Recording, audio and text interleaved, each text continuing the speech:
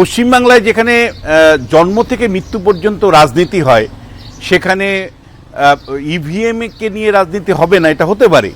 মানে ভোটের গণনা যেহেতু কয়েকটা দিন বাকি আছে, ফলে এই সময়টা রাজনীতিবিদরা কি করবে বলুন তো? তারা তো রাজনীতি করবে।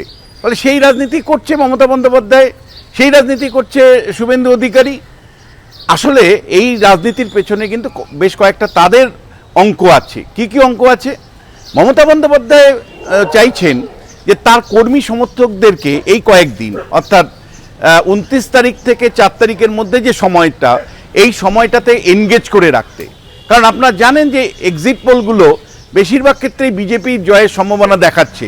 ফলে তৃণমূলের কর্মী সমর্থকদের মধ্যে একটা হতাশা তৈরি হতে পারে। ফলে তৃণমূলের কর্মী সমর্থকদেরকে চাঙ্গা রাখার জন্য তিনি নিজে দায়িত্ব পালন করছেন ইভিএম রক্ষা করার। ফলে অন্য কর্মীরা, অন্য জায়গার প্রার্থীরাও যাতে একই ভূমিকা পালন করেন, সেই কারণে তাদেরকে এনগেজ করে রাখা, সেই কারণেই কিন্তু Mamata offence is the best defence এই পলিসির পার্ট হিসেবেই কিন্তু ইভিএম রক্ষা নিয়ে তিনি আন্দোলন বা সেখানে অবস্থান করছেন, বা সব নেতাকর্মীদেরকে ইভিএম পাহারার বার্তা দিচ্ছেন। উল্টো দিকে বিজেপির ভয় যে গতবার বহু ক্ষেত্রে অভিযোগ উঠেছিল যে শেষ পর্যন্ত কাউন্টিং সেন্টারে ঠিক মতন তাদের এজেন্টরা দায়িত্ব পালন করতে পারেনি। ফলে সেই জায়গা থেকে বেশ কিছু সিট হেরেছিল, এটা বিজেপির আভ্যন্তরীণ রিপোর্ট ছিল। ফলে বিজেপি মনে করছে যে মমতা একটা অফেন্সিভ অবস্থান নিয়েছেন, ফলে আমাদেরও কিন্তু তার একটা প্রতি উত্তর দিতে হবে, কাউন্টার একটা অবস্থান নিতে হবে। তাই মমতা বন্দ্যোপাধ্যায় প্রার্থী হিসাবেও যখন যাচ্ছেন, তখন সঙ্গে সঙ্গে উল্টো দিক থেকে বিজেপির নেতারা, যেমন তাপস রায়, আজকে শুভেন্দু অধিকারী, তারাও কিন্তু ঝাঁপিয়ে পড়ছেন যে ইভিএম রক্ষা করছি আমরা, মমতা বন্দ্যোপাধ্যায়কে সামান্যতম সুযোগ দিচ্ছি না, সেই বিষয়টাও কিন্তু তারা মাথায় রাখছেন।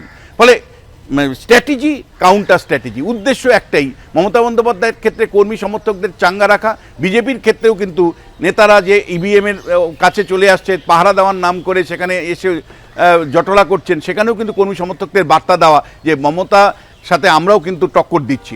কিন্তু যে ঘটনাকে কেন্দ্র করে এই ইভিএম নিয়ে বিতর্কটা তৈরি হয়েছে, সেটা হলো পোস্টাল ব্যালট।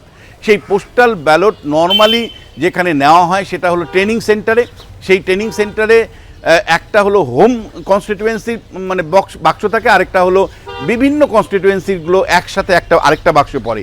সেই সমস্ত কনস্টিটিউয়েন্সির পোস্টাল ব্যালটগুলো যে বাক্সের মধ্যে থাকে সেটাকে শর্ট আউট করতে হয়।